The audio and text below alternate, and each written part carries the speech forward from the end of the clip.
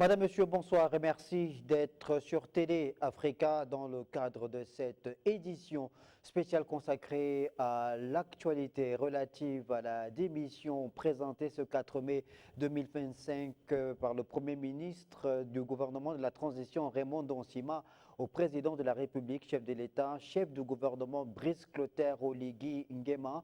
Ça s'accélère après la prestation de serment, l'investiture du président de la République ce 3 mai au stade de l'amitié sino-gabonaise en présence des milliers de Gabonais et d'une vingtaine de chefs d'État et de gouvernement des organisations internationales qui ont effectué le déplacement du Gabon afin de prendre part à cette cérémonie d'investiture de Brice Clotaire Oligui Nguema. Comme dispose l'article 74 de la Constitution de la République, eh bien, les activités du gouvernement de la transition prennent fin avec la prestation de serment du président de la République. Entendu dans les prochaines heures, la nomination des deux vice-présidents, notamment le vice-président en charge de l'action gouvernementale et la composition du gouvernement de la République. Pour évoquer cette forte actualité, j'ai le plaisir de recevoir sur le plateau de cette édition spéciale Jonathan Toutoumgom, universitaire, docteur en géopolitique et en géostratégie. Jonathan Toutoumgom, bonsoir. Bonsoir. Je reçois également Pascal Nkoulou, acteur politique. Monsieur Nkoulou, bonsoir. Bonsoir, monsieur. Merci beaucoup à tous les deux d'être une fois de plus au rendez-vous de l'actualité afin que nous puissions décrypter justement cette forte actualité en rapport avec cette démission du gouvernement de la transition présentée donc par Raymond Donsima à Brice Clotaire Oligui Nguema. Pascal Nkoulou, c'est l'accélération du calendrier. Pascal Nkoulou est à ma gauche, pardon. Pascal Nkoulou, c'est l'accélération du calendrier qui le veut évidemment puisque on a dit l'article 74 de la Constitution de la République éclaire le gouvernement. Les activités cessent avec la prestation de serment du chef de l'État. Je crois que les Gabonais avaient depuis longtemps réclamé qu'il y ait une observation stricte des mécanismes de la loi. Et là, on peut effectivement constater qu'avec une diligence éprouvée, le président de la République fait respecter la norme républicaine qui veut simplement que, à l'issue d'une transition, lorsque le président de la République prête serment, que ce soit même à l'issue de tout mandat ordinaire, une fois que le président de la République prête serment, l'exercice en cours s'arrête à cet instant précis. Il va de soi que, respectant donc le format républicain, le Premier ministre se doit de présenter sa démission au président de la République pour lui permettre donc de recomposer la nouvelle équipe gouvernementale avec laquelle il compte mettre à jour les affaires de l'État. Donc il y a effectivement une forme de diligence dans l'exécution du calendrier, hein, si on peut le considérer comme tel, mais il y a aussi quand même une volonté d'affirmer et de respecter les engagements pris. Le président, aussitôt après son investiture, a dans son discours annoncer un certain nombre d'actes importants qui doivent clore le processus global de la transition. Donc, il est dans les délais, pourvu et pour peu que la prochaine équipe gouvernementale tienne également un peu. Parce qu'il faut saluer l'équipe Raymond Donsima. On va revenir justement sur le travail effectué par ce gouvernement de la transition. On vient de nous proposer, on peut le revoir, hein, ces photos justement de cette journée du 4 mai 2025. L'audience que le président de la République a accordée à Raymond Donsima, qui est donc allé présenter la démission de son gouvernement au palais de la présidence de la République, et le président de la République, chef de l'État, chef de gouvernement, Brice Clotaire Oligui Nguema, qui a tenu d'ailleurs à saluer le travail effectué par Raymond Donsima à la tête du gouvernement de la transition. On peut lire justement ce mot du président de la République sur les réseaux sociaux, sur sa page Facebook. Monsieur le Premier ministre Raymond Donsima, je vous adresse mes remerciements sincères pour votre engagement exemplaire durant la transition, votre sens de l'État et votre contribution à la refondation du Gabon resteront dans notre mémoire collective. Recevez ma profonde reconnaissance et mes voeux de succès pour la suite. Alors, cette dernière phrase de ce mot du président de la République à l'endroit de Raymond Donsima a été abondamment commentée sur les réseaux sociaux. On va y revenir sur cette phrase, mais avant également lire ce mot également du Premier ministre de la transition, de l'ancien gouvernement de la transition. On peut considérer évidemment que c'est l'ancien gouvernement, puisque ce gouvernement est tombé aujourd'hui après que Raymond Ndossima ait présenté sa démission au président de la République. La Cour constitutionnelle a, par décision datée du 25 avril 2025, proclamé les résultats officiels et définitifs de l'élection présidentielle du 12 avril dernier. Le Premier ministre, donc, qui a tenu Jonathan Totumgom, dans ce mot également, a remercié chaleureusement le président de la République pour la confiance placée en sa personne depuis le 30 août 2023. On va dire le 7 septembre, c'était la nomination de Raymond Ndossima au poste de Premier ministre du gouvernement de la transition. Donc, c'est un homme qui s'en va avec le sentiment du devoir accompli. Oui, absolument. Je pense que le Premier ministre Raymond Ndossima n'a pas failli à sa tâche. Il n'y a qu'à voir les ovations dont il a eu droit hier lors de l'investiture du chef de l'État, lorsque les speakers ont cité son nom parmi les personnalités présentes. Le Premier ministre Raymond Ndossima a eu droit à une ovation des plus acclamées. Et donc, de ce point de vue, je pense que son action, ou bien son bilan a été positif à la tête du gouvernement de transition, parce que, ceci dit en passant, son gouvernement a respecté le chronogramme que le président de transition d'alors lui avait fixé, ce chronogramme qui consistait à organiser un dialogue national inclusif, à proposer à la nation une nouvelle mouture de la Constitution, à organiser un référendum, le troisième dans l'histoire du Gabon, sinon le deuxième post-indépendance.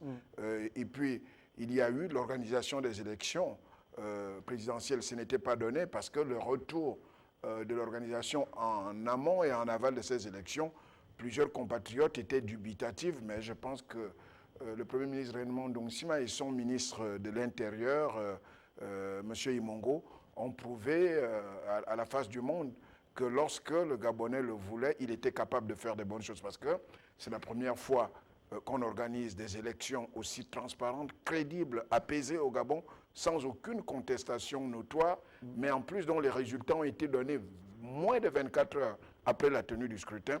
Je pense que tout cela est à mettre à l'actif du gouvernement de transition dirigé par le Premier ministre Ndossima.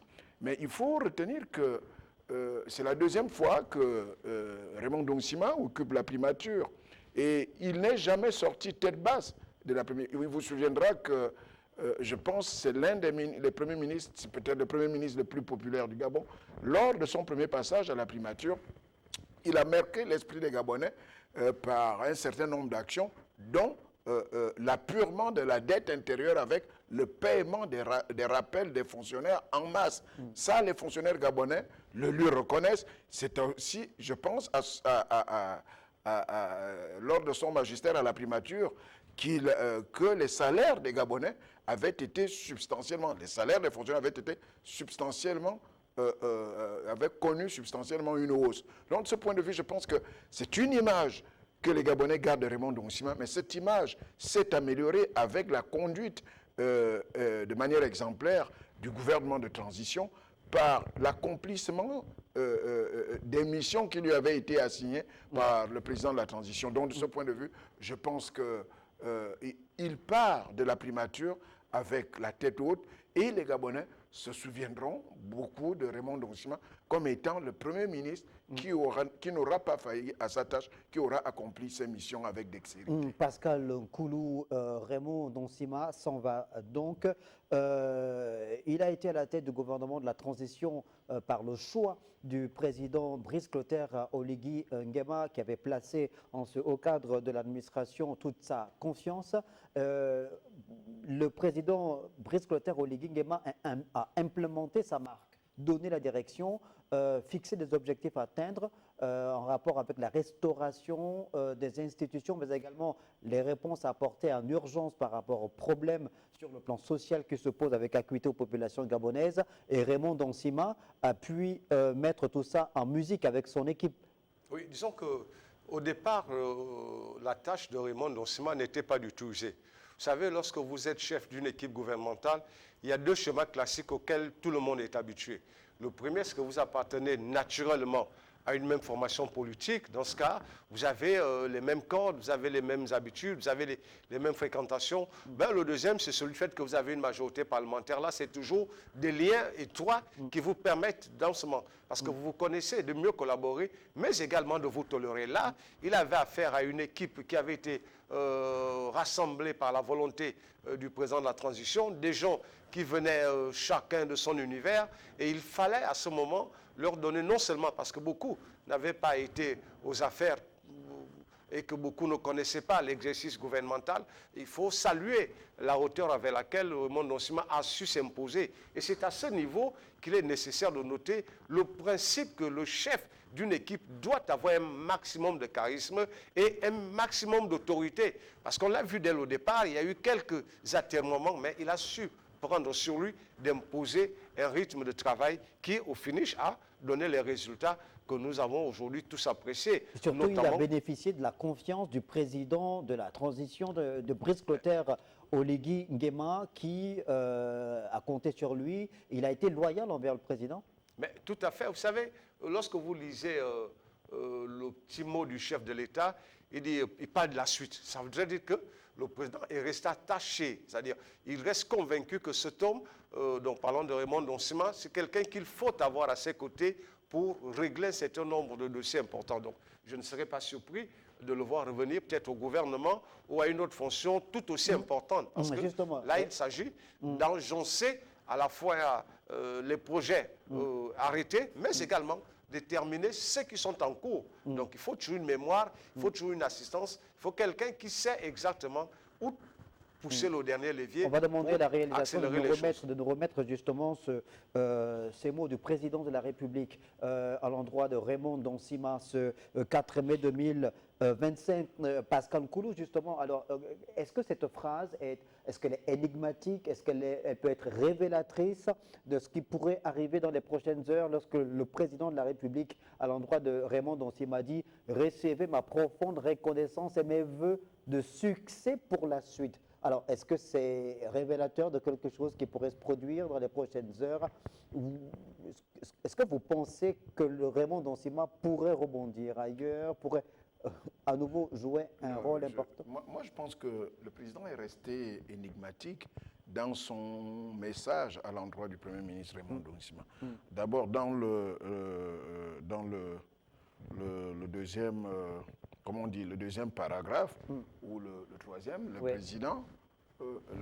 le président dit que l'action de Raymond Nonsima restera dans la mémoire collective. Et quand on s'arrête à ce niveau, on peut penser que c'est un au revoir que le président qu'il a passé, c'est un au revoir qu'il dit à l'ancien Premier ministre. Mais il termine en disant « Recevez ma profonde reconnaissance et mes vœux de succès pour la suite ». Et là, à ce niveau, le président prend tout le monde à contre-pied. Peut-être que lui souhaite du succès à titre personnel dans ses affaires personnelles. Non, mais je pense qu'à ce niveau, on ne peut pas parler d'affaires personnelles parce qu'il s'agit de deux hommes d'État qui se parlent, qui se passent des messages. Le Premier ministre est venu présenter la démission au président de la République et le président de la République fait d'abord des éloges en disant que, disons, je caricature, la patrie reconnaissante. Mais en même temps, il lui souhaite plein succès pour l'avenir.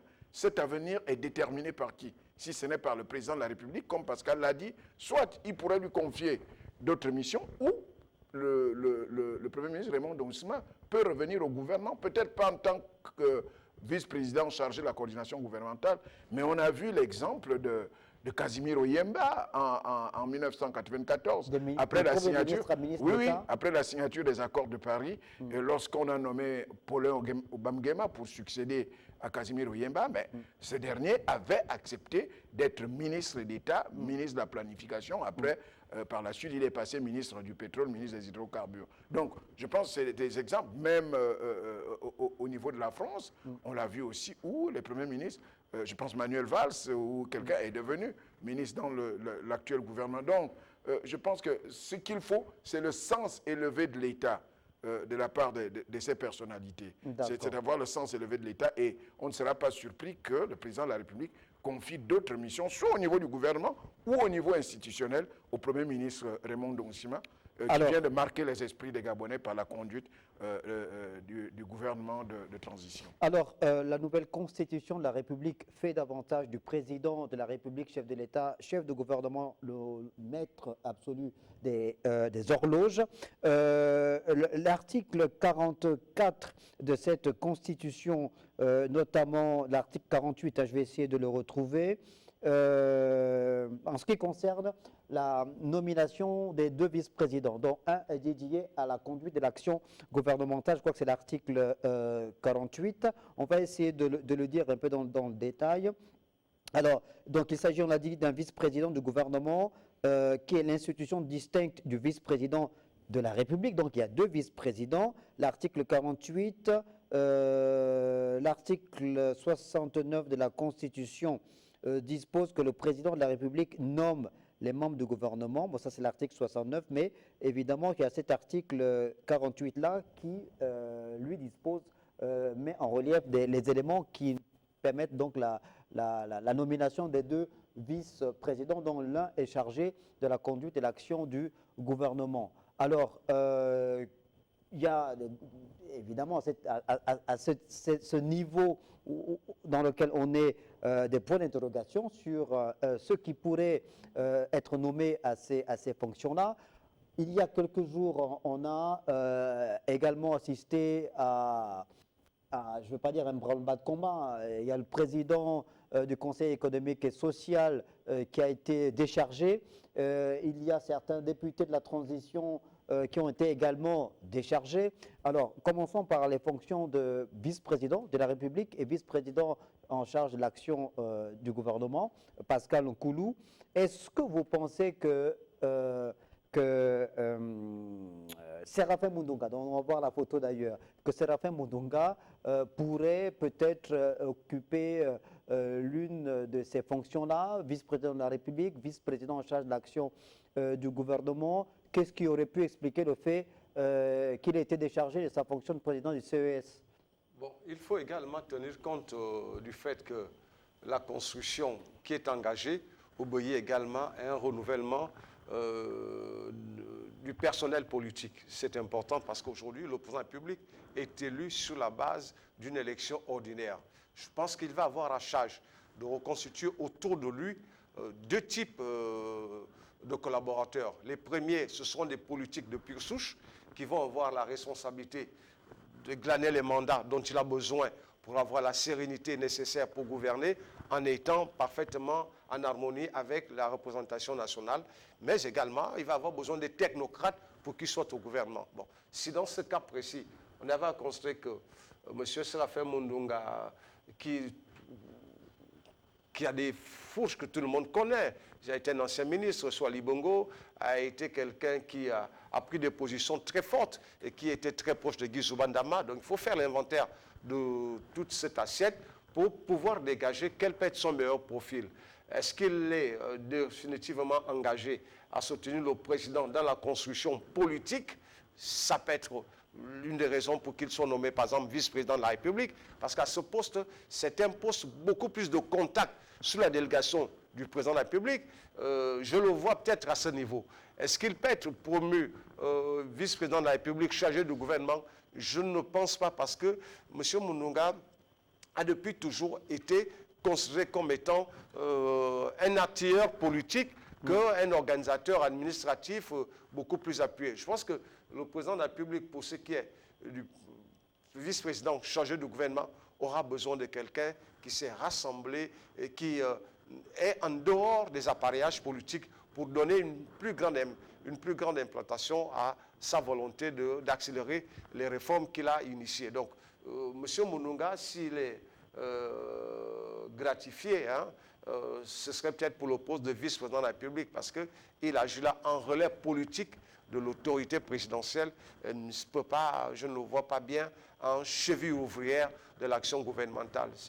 D'autant plus que Jonathan Tutumgom, on ne peut pas considérer le fait qu'on ait déchargé Séraphin Moundounga de ses fonctions de président du Conseil économique, social et environnemental comme une forme de sanction, qu'on ait par exemple déchargé également Elsa Ruchel Boukandou comme députée de la transition, comme une forme de sanction également. On est donc dans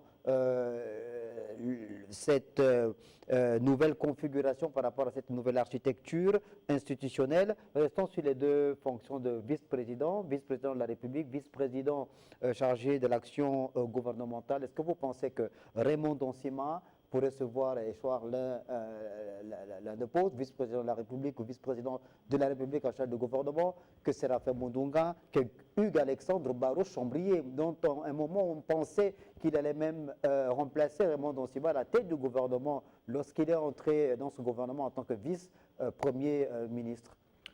Bon, vous savez, je me sens souvent assez faible dans le jeu des pronostics.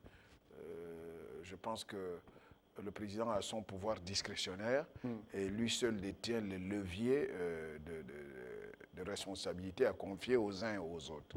Mais cela ne peut pas nous empêcher de scruter un tout petit peu parce que je pense que tout pouvoir se veut discrétionnaire, mais procéder d'abord par la nomination ou le remplacement de certaines personnalités politiques augure des lendemains soit meilleurs, soit remplis parfois de certaines incertitudes. Mais de ce point de vue, je pense que si nous devons spéculer sur le cas du docteur Séraphin Moundounga, je vois plutôt d'abord s'il est appelé à assumer les fonctions de vice-président de la République ou bien vice-président chargé de la coordination gouvernementale, il faut y voir d'abord les bons résultats à l'élection présidentielle obtenue par la province de l'Anyanga. La province de l'Anyanga, dont on a toujours dit une des provinces fondeuses depuis 1958, lors du référendum pour la communauté franco-africaine organisée par le général de Gaulle, la province de l'Anyanga avait été la seule qui avait dit non, et que cette étiquette de province rebelle est restée. Et je pense que c'est peut-être une forme d'encouragement que le président peut être amené à faire pour la province de la Nyanga, surtout que cette province a été classée deuxième parmi les provinces au niveau du score au présidentiel. Donc, je dis bien si Dr Séraphin Moundounga est appelé à ses responsabilités, ça peut être un des critères. Mais en même temps, comme Pascal l'a dit, Moundounga, c'est quelqu'un rompu à la tâche politique. Il a été député à plusieurs reprises à l'Assemblée nationale, il a été questeur de cette institution, il a assumé les fonctions à l'époque, je pense, dans mes années de lycée, j'ai eu dit, Moundounga était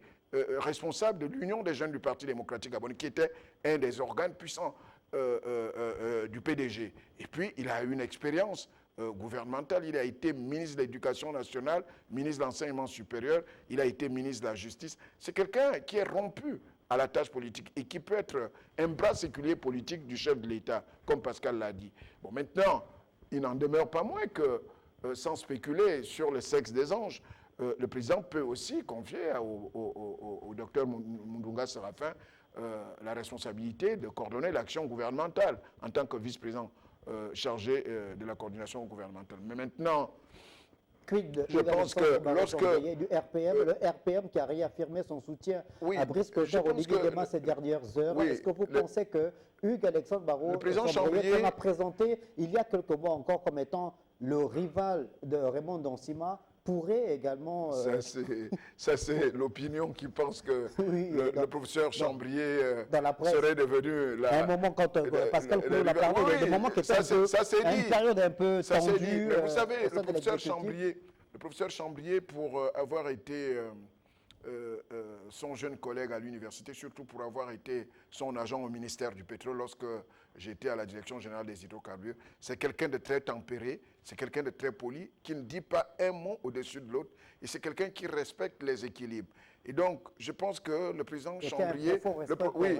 Voilà, et le professeur Chambrier, je pense, c'est quelqu'un qui n'aime pas aller à l'affront. Et je pense qu'il assumera les responsabilités. Il a déjà décidé de soutenir le président de la République. Et je pense qu'il pourrait accepter toute responsabilité qui lui sera donnée par le chef de l'État. Donc, de ce point de vue, je préfère ne pas voir cela en termes d'affront, mais il a un parti solide. Le RPM est un parti solide. Mais ça va beaucoup plus se jouer parce que c'est dans 5 mois, les élections législatives et locales. Et je pense que le président pourra mieux distribuer les cartes en fonction des résultats obtenus par chacune des formations politiques. On peut même encore... serment, il est désormais celui qui compose le gouvernement. Absolument, oui, il est le chef du gouvernement.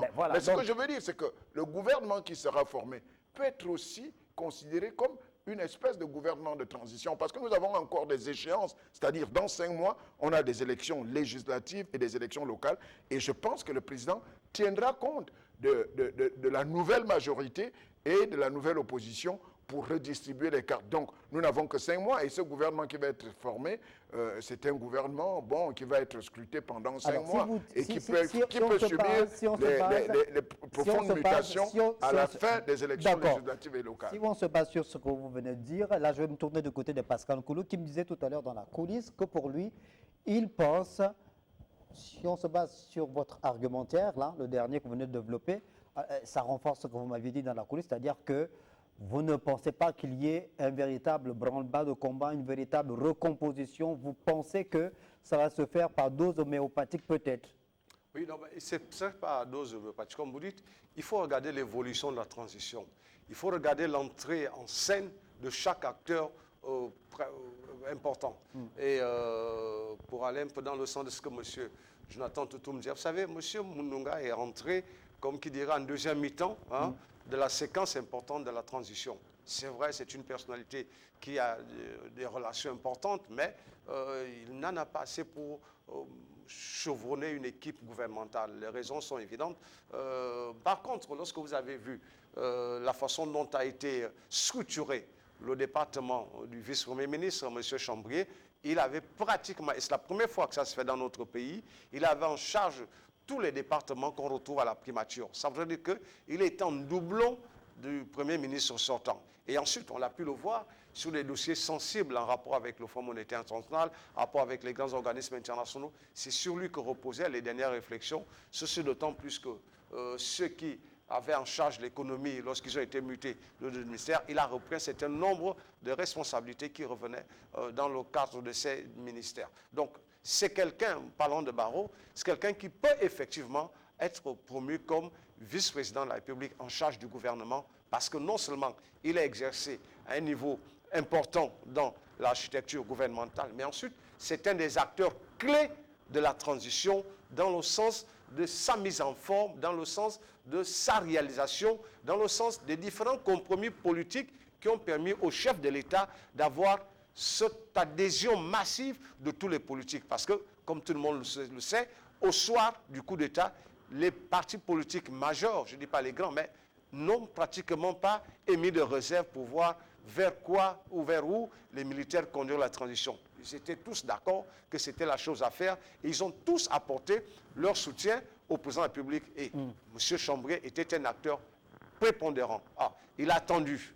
Quoi? On ne sait pas. Mais toujours est-il qu'à un moment donné, est-ce qu'on avait noté quelques difficultés dans les dossiers économiques? Il a été promu vice-premier ministre et son département ministériel avait des départements, ce qui ne se faisait jamais. Donc je crois qu'il était en préparation et je suis, pour aller dans le sens où vous avez dit, je suis au nombre des Gabonais qui pensent que M. Barrot Chambrier, de toute façon, c'est le vote que je mets. Si le président de la République veut garder une certaine cohérence, parce qu'on sait bien, lui-même l'a dit, il y a des questions qui lient au Gabon aux organismes internationaux, il faut négocier. Il y a le retour sur la scène internationale avec des organismes internationaux. Il faut quelqu'un qui avait en charge de ces dossiers. Il faut quelqu'un qui gagne en autonomie en termes de visibilité, en termes de décision pour mieux établir le rapport nouveau que le président veut. Et je crois que si le président ne reconduit pas M. Raymond Donsima, il devra normalement s'appuyer sur Barrot Chambrier. Surtout qu'il a fait le vœu de se soustraire de l'élection présidentielle quelques mois après. Donc, il est resté pendant un long moment à l'écoute, à regarder, et puis un jour il a décidé, bon écoute, moi l'élection présidentielle n'est plus à l'ordre du jour. Donc, il s'est sacrifié, façon de dire, hein, il s'est tout de même pas engagé et s'est exclu de la projection politique au sommet dont il a fait montre au cours de l'élection depuis l'élection de 2023. Alors, c'est des détails importants qu'il faut pouvoir retenir pour aller dans le choix de qui peut être le vice-président public en d'accord, mais charge est-ce du que vous gouvernement. pensez qu'il y aura un chamboulement global, total de cette équipe gouvernementale, du gouvernement de transition là, dont la démission a été donnée ce 4 mai 2025? Est-ce que vous pensez qu'il va être renouvelé aux 2/3, de moitié? Ce que je vais dire, je vais le dire devant un ancien membre du gouvernement. Dans chaque gouvernement, il y a des ministères clés.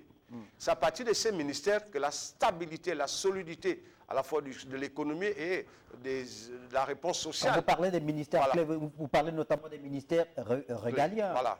La Or, défense, l'intérieur, l'économie, par exemple. Oui. Voilà, les mines et tout ça. Bon, il Oui. faut regarder que ces ministères étaient aux mains de personnes outillées. Il n'y avait pas, et le président, Oui. à mi-parcours de la transition, a On peut opéré les citer, des le réaménagements. général pour Encadouan à arrêter la des défense, réaménagements. Marcel Abeke au Voilà. pétrole, Donc, aux affaires étrangères, Régis Onangandiaï, quel ministère régalien? L'intérieur, Hermani Mongo, oui, l'éducation nationale, voilà, Camélia l'éducation Totom nationale, c'est des gens Leclerc. outillés. Donc, s'il y a des mouvements de chaises, parce qu'on va vers ça, puis on regarde ce que M. Non, Jonathan mais Poutou justement, a dit, est-ce c'est-à-dire dans 5 mois, on a des élections est-ce législatives. qu'on va vers des mouvements des chaises musicales simplement, ou on va vers une récomposition de je l'équipe pense pas qu'on gouvernementale? aura- Je pense que par rapport à la stabilité du pays et par rapport à un certain nombre de critères, notamment, comme Pascal l'a dit, il y a quand même des ministères clés. Par exemple, le ministère en charge de la planification, qui a été renforcé par un certain nombre de portefeuilles.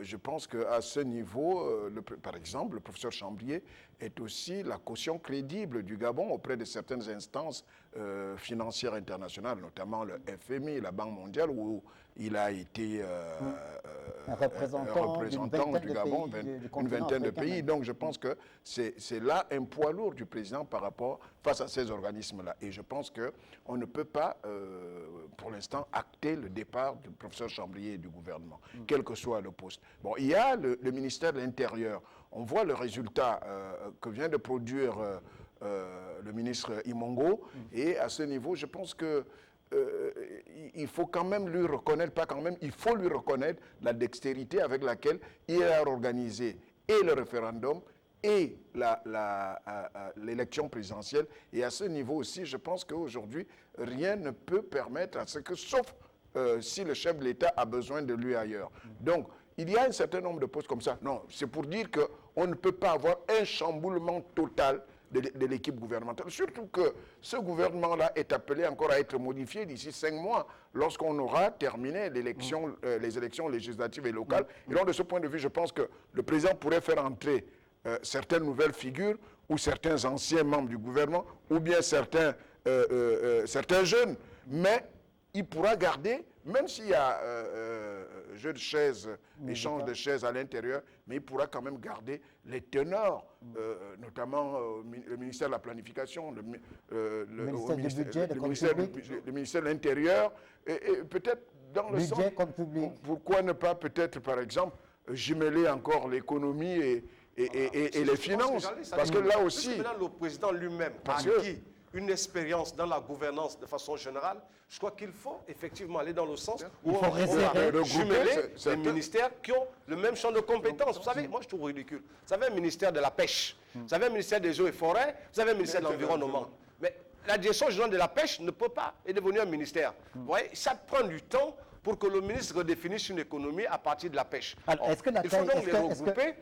C'est comme la culture, le sport. D'accord, il faut les regrouper. On va revenir sur les aspects techniques en ce qui concerne, par exemple, la taille du gouvernement, les effectifs du gouvernement. On va faire défiler une série de photos, on va tous commenter, vous allez me dire, parce que le président de la République a implémenté son action à la tête du pays depuis le 30 août 2023 sur le critère de l'inclusivité en faisant participer l'ensemble des forces vives de la nation. On va voir une série de photos qui sont représentatives justement de ces forces vives de la nation avec l'ancienne députée de la transition, Elsa Ruchel Boukandou, vous savez qu'elle a été déchargée également au niveau du Parlement de la transition. Les photos, elles se suivent. Jean-Pierre Ouyiba, qui a été le coordonnateur général de la campagne de Brice Clotaire Oligui à l'élection présidentielle.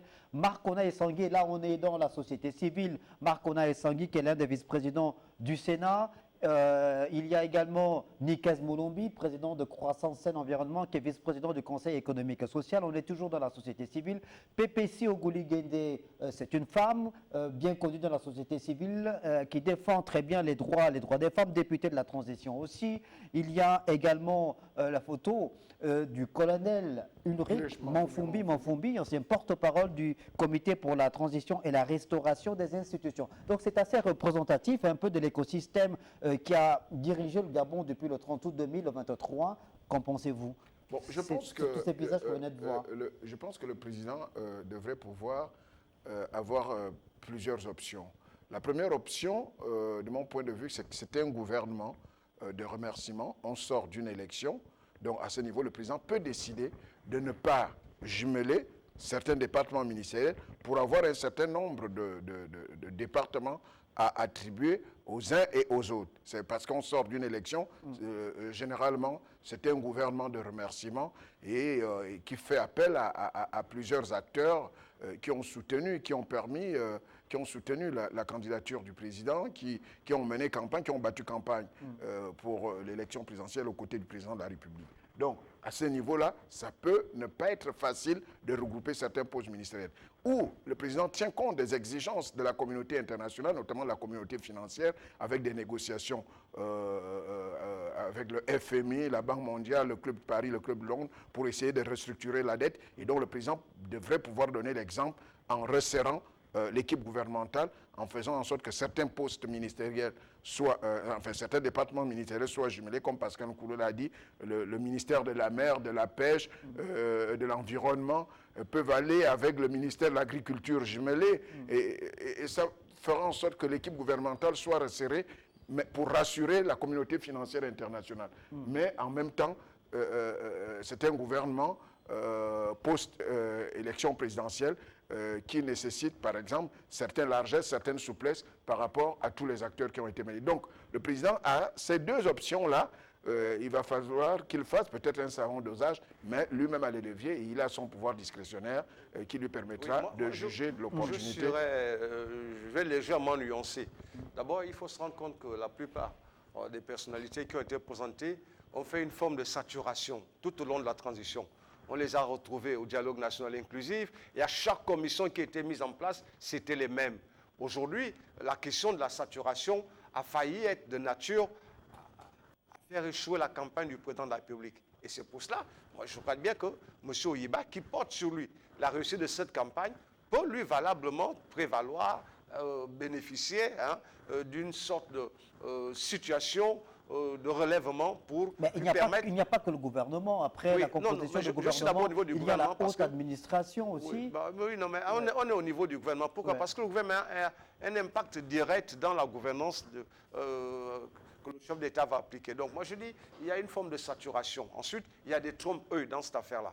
Il y a des gens dont on n'a pas pu valablement évaluer l'expérience. Donc là aussi, on est à l'heure des responsabilités. Évaluer l'expérience en tant que membre du gouvernement, en tant que ministre? Non, en tant qu'acteur politique potentiel. Vous savez, c'est différent d'être un donneur d'alerte. C'est différent d'être quelqu'un qui est toujours en réaction. Et quand vous avez, vous, la charge de décider, d'organiser, de structurer, c'est tout aussi différent. Donc, il faut, à ce moment-là, c'est quand même 18 mois qui viennent s'écouler, le président de la République a évalué tous les collaborateurs. Il sait plus ou moins sur qui il peut accorder une telle responsabilité. Moi, je vois autour de l'architecture gouvernementale des personnalités de premier plan comme M. Jean-Pierre Ouyiba, qui est un homme d'expérience, qui est un ancien ministre, mais qui a surtout eu la responsabilité de coordonner la campagne présidentielle.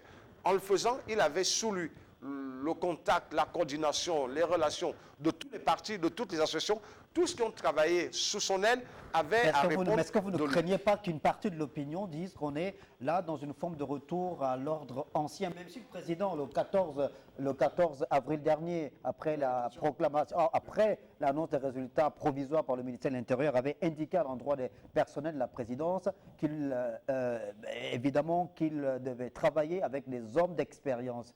Mais oui, mais pour le cas de M. Jean-Pierre Oyiba, il faut... Non, mais on ne fait pas une fixation sur lui. Non, pas une fixation, mais j'ai envie quand même de relever que c'est quelqu'un qui jouit de l'estime des Gabonais, parce que c'est quand même l'une des premières personnalités.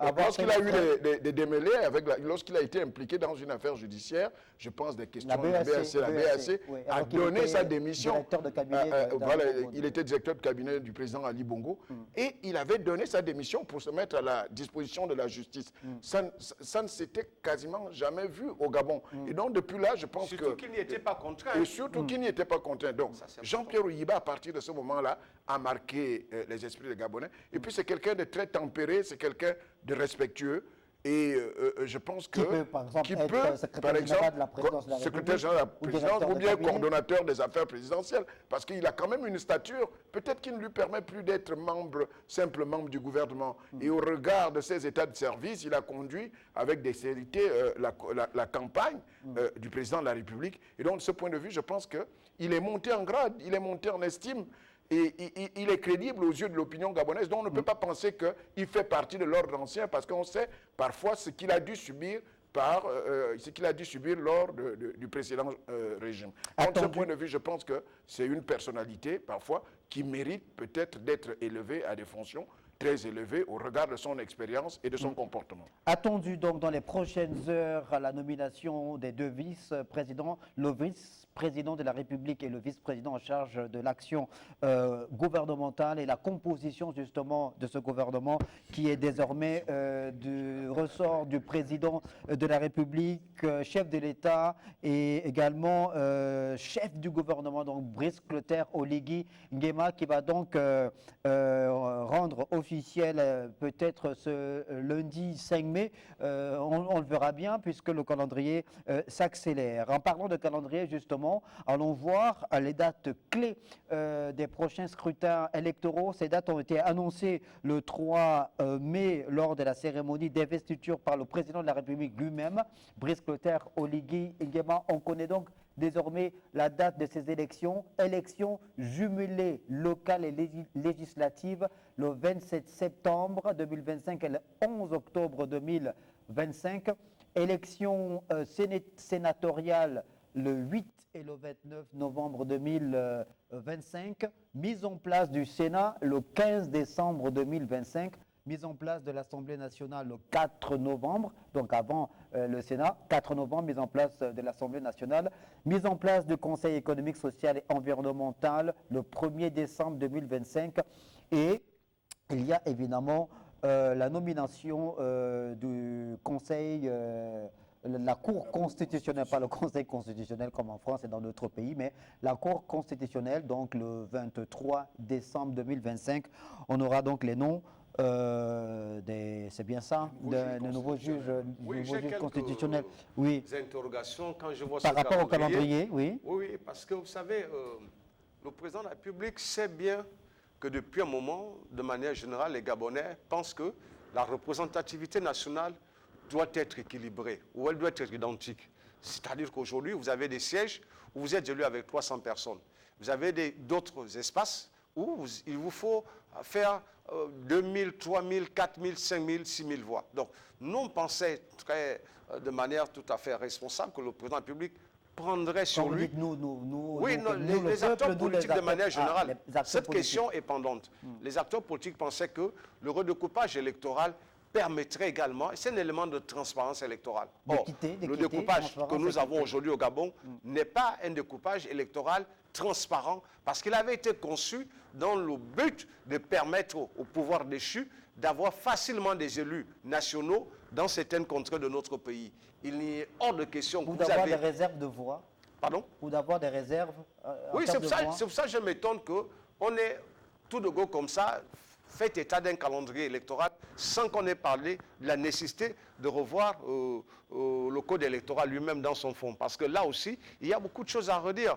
On est allé aux élections prudentielles en pensant qu'il y avait un certain nombre de possibilités que ces élections se tiennent. Mais là, on n'a pas réglé de manière directe la représentativité des candidats. On n'a pas réglé de manière directe le rôle des acteurs politiques. Parce que l'élection présidentielle diffère beaucoup de la représentation nationale au niveau des élections législatives. Ces questions sont des questions importantes. Est-ce qu'on va Donc ça veut dire qu'il fallait, qu'il fallait prolonger la transition, puisque le président de la République a été élu, il a prêté serment, il est désormais en fonction. Fallait-il, Jonathan Totumgom, s'il faut aller dans le sens de Pascal Oukoulou, qui aborde la question relative ou qui émet des réserves par rapport au découpage électoral, prolonger la transition pour procéder à ce découpage électoral avant d'organiser des élections? Non, mais je pense que Pascal pose là un problème très important, parce que vous savez qu'au sortir du dialogue national inclusif, des recommandations avaient été faites dans le sens, par exemple, de revisiter la loi sur les partis politiques, dans le sens d'avoir un nouveau découpage électoral. Et lors de la campagne électorale, bien entendu, le président de la République, chef de l'État, chef du gouvernement aujourd'hui, Brice Clotaire Oligui Nguema, avait, lors de l'émission Un candidat, un projet, avait parlé d'un redécoupage électoral, sans donner des dates, d'un redécoupage électoral et de la nouvelle loi, de la loi sur les partis politiques. Autrement dit, peut-être l'opinion avait pensé que dès qu'il est élu, il va d'abord faire en sorte que le gouvernement présente sur la table sur la table du Parlement de transition, par exemple, la question de la loi sur les partis politiques et la question du découpage électoral. Mais nous savons déjà que ce sont deux activités politiques et administratives très difficiles à aborder. Je pense que le président avait le choix. Le premier choix, c'était de faire en sorte que dès qu'il est élu, qu'il conserve le Parlement de transition pour revisiter la loi sur les partis politiques et pour faire un découpage électoral. Or, le découpage électoral doit être précédé par un découpage administratif. À la limite, si on fait bien les choses, il faut un recensement général de la population aussi pour faire un très bon découpage électoral. Parce qu'on tient compte de deux critères. Le critère lié à la superficie des circonscriptions électorales, notamment des provinces, et le critère lié à la démographie, c'est-à-dire le nombre de populations par province et pour bien découper les sièges, les circonscriptions électorales. Mais je pense que c'est des actions fastidieuses et le président, ça pose un problème de gouvernance aussi. Parce que si le président décidait de faire d'abord le découpage électoral, le découpage administratif, le découpage électoral et puis la loi sur les partis politiques, ça permettait donc, ça obligeait le président à légiférer par ordonnance en l'absence, par exemple, du Parlement de transition. Or, comme le Parlement de transition est encore là, jusqu'au renouvellement par le Parlement. Donc, le président va s'appuyer sur ce Parlement pour pouvoir adopter la batterie de textes parce qu'il a annoncé environ plus de 1000 textes à adopter. Donc, de ce point de vue, Pascal pose un problème important. Est-ce qu'on va aller aux élections législatives et locales avec le découpage actuel? Est-ce qu'on va aller avec le nombre de partis politiques actuels, 66, peut-être d'autres partis, la création d'autres partis est en gestation. Voilà un certain nombre de questions qui méritent quand même des réponses appropriées. Alors, à ce stade, est-ce que vous pensez qu'on est à 5 mois justement de l'organisation de ces élections jumelées, élections des députés de l'Assemblée nationale et des collectivités locales? Est-ce que vous pensez qu'il est possible justement? Est-ce que d'ailleurs la loi le prévoit? Je crois que le président a fait de très bonnes annonces. Lorsqu'il a parlé de renforcer la loi sur la décentralisation, c'est-à-dire que les gens s'attendent à ce qu'il y ait une application. Mais vous savez, une loi, c'est d'abord les décrets d'application. Tant qu'il n'y a pas ces décrets d'application, les choses ne peuvent pas avancer.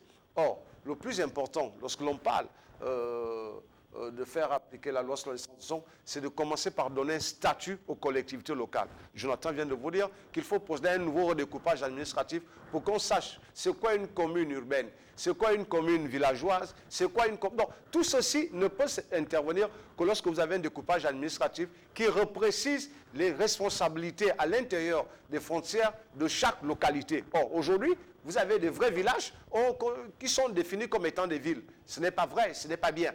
dans le fonctionnement parce que ces villes, ces villages-là ne peuvent pas produire leurs ressources pour exister. Et Donc, vous avez des villages voilà. qui peuvent être considérés aujourd'hui comme Comme des des villes, comme villes. des districts. Voilà. Et qui sont peuplés. Awa, par exemple, dans le nord, Awa, dans voilà, mériterait d'avoir un C'est le plus grand CS. village du Gabon. Awa, c'est le plus grand village du Gabon. Oui, Awa, c'est le plus grand village du Gabon, c'est dans le département d'une C'est des questions importantes. C'est pour cela que la question de savoir, est-ce que le président prend sur lui de reconduire un format administratif et gouvernemental qui peut être heurtant, parce que lorsqu'il n'y a pas un bon découpage administratif, vous n'aurez pas des élus capables d'impacter votre action gouvernementale. C'est ce qui a, pour beaucoup, nuit à l'action gouvernementale des anciens régimes.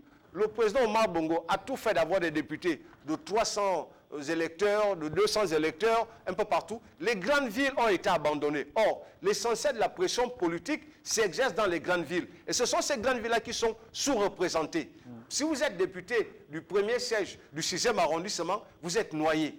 Totalement noyé. Mais si vous êtes député comme Mme Angeline Goma, je respecte beaucoup, vous avez 300 électeurs, vous avez le temps d'aller faire des accolades citoyennes à tous vos électeurs facilement. Si vous avez la possibilité de distribuer quelques sacs de riz, voilà où, à quel niveau l'élan d'engagement citoyen prend un coup. Ce que dit Pascal est vrai, ça pose un problème de légitimité. Quelle est la légitimité d'un député qu'est-ce Kumboa, dans le département d'une thème habitant, avec environ 5000 électeurs? Et quelle est la légitimité du député, par exemple, de Lolo Waya, avec 350 ou 300 ou 250 Le problème électeurs? se pose également dans le département de Tondou, dans la commune de Makokou. Makokou, voilà.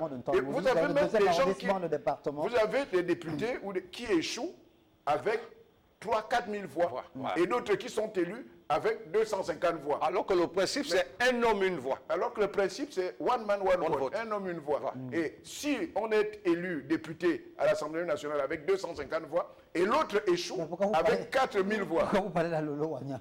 Non, mais on prend des exemples. Je n'ai rien contre mon grand frère, le siège de mon grand frère Guy Zoubandama, Mukombo. Ah, mais non, d'ailleurs, lors de la dernière élection, Guy Zoubandama s'était présenté, je pense, au centre à Koulamoutou. Koulamoutou. Donc, mais on prend des exemples comme ça. Mais vous avez le cas chez moi, dans le département de Lokano, à Minzik. Vous avez un assemblage des sièges où le canton d'Oum se retrouve avec le canton d'Oumanzou, chez le ministre Assane Gonobam, et vous prenez les villages de Siat. Siat dispose de 4 villages, qu'on appelle les 4 cités. Vous avez 2 cités qui appartiennent au canton Okala, au 2e siège, et 2 cités qui appartiennent au canton, au 3e siège, canton d'Oumanzou. Vous avez le cas dans le département du Wole, à Ouyem, où des villages de canton Bissok se retrouvent dans le...